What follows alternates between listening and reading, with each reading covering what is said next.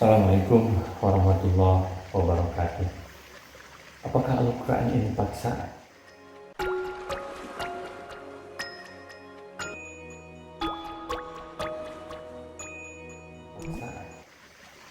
Wa kam ahlakna qablahum min qarnin hum ashaddu minhum batsa fanaqabu fil bilad hal min mahis. Dan berapa banyaknya umat-umat yang telah kami binasakan sebelum mereka, yang mereka itu lebih besar kekuatannya daripada mereka ini. Maka mereka yang telah dibinasakan itu telah pernah menjelajah di beberapa negeri. Adakah mereka mendapat tempat lari dari kebinasaan? Inna fi dzalika ladzikra liman kana lahu qalbun wa alqa sam'a wa huwa syahid. Sesungguhnya pada yang demikian itu benar-benar terdapat peringatan bagi orang-orang yang mempunyai hati atau yang menggunakan pendengarannya, sedangkan dia menyaksikannya. Mujahid mengatakan sehubungan dengan makna firman-Nya, maka mereka yang telah dibinasakan itulah pernah menjelajah di beberapa negeri. Yaitu surat Qaf ayat 36 ini, bahwa makna yang dimaksud ialah menjelajahi bumi ini.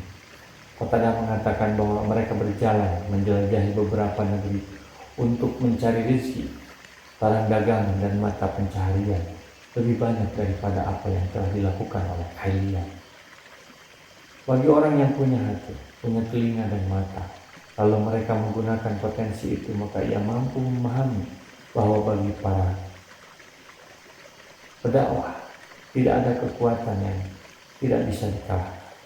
Mereka para umat yang membangkang terhadap Allah terdahulu tidak bisa lari dari kekalahan dan kebinasaan. Bagi mereka yang sombong dengan kekuasaannya sehingga semena-mena, ini juga jadi peringatan. Walaqad khalaqnas samawati wal ardha wa ma bainahuma fi sittati ayyam wa ma massana min lughub.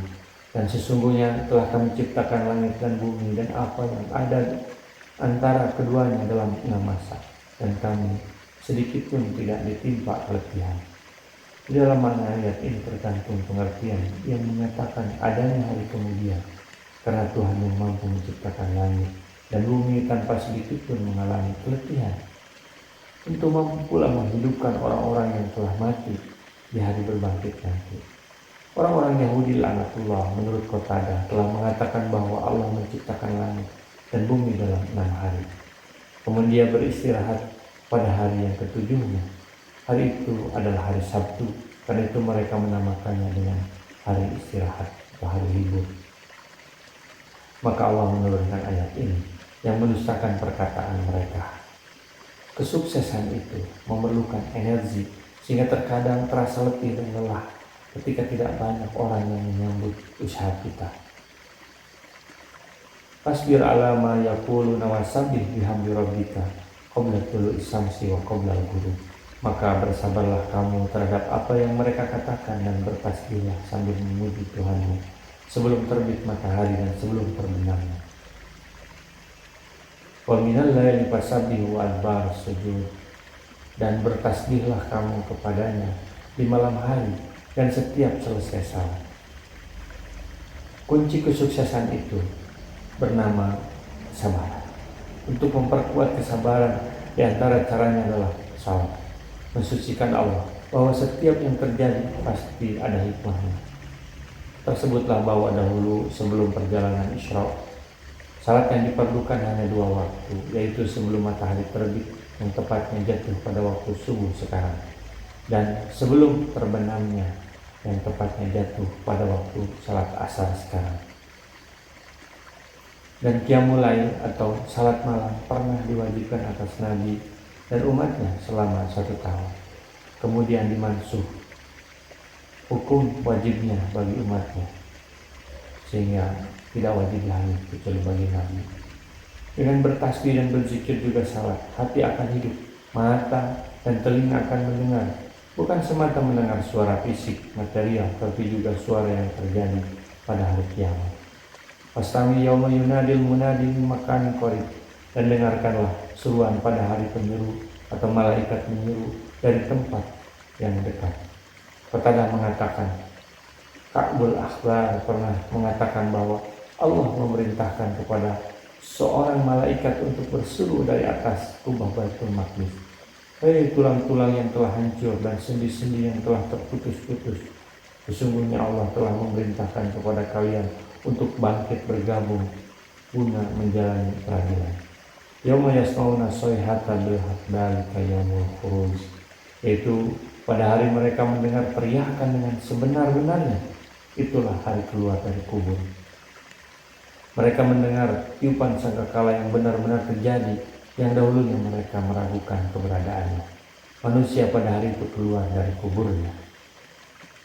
Inna nahnu nuhyil wa numit wa ilainal masir. Sesungguhnya kami menghidupkan dan mematikan, dan hanya kepada kamilah tempat kembali semua makhluk.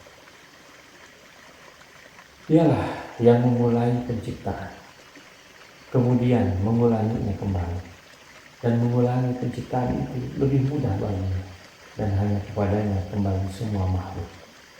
Lalu dia akan membalas tiap-tiap makhluk sesuai dengan amal perbuatan. Jika amalnya baik, maka balasannya baik, dan jika amal perbuatannya buruk, maka balasannya buruk pula.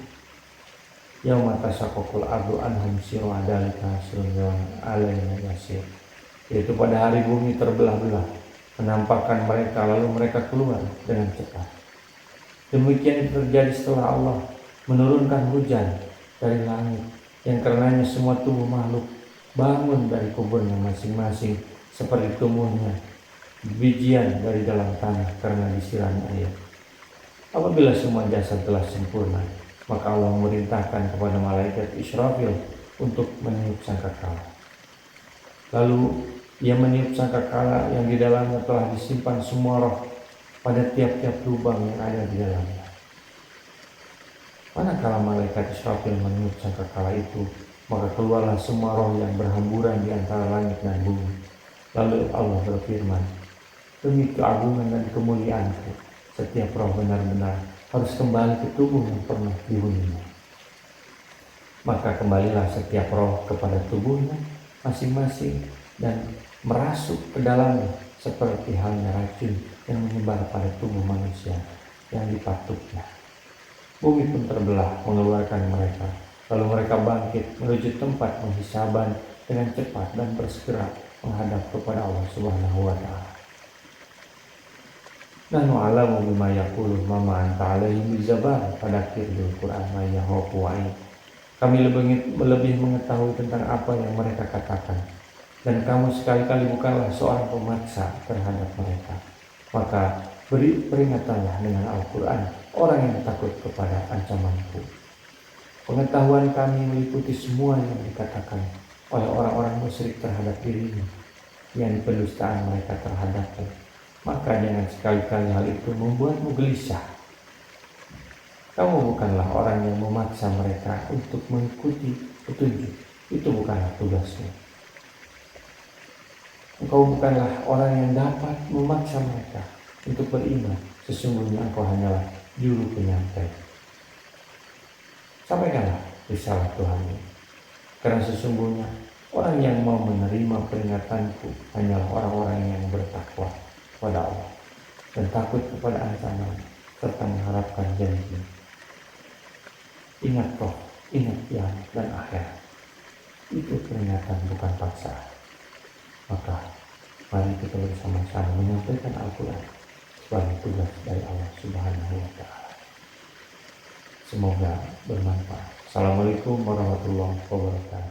Rasulullah SAW bersabda, baligu anni walau ayatan, sampaikan dariku meskipun satu ayat. Mari kita sebarkan jalan kebahagiaan dengan like, share, dan subscribe channel ini.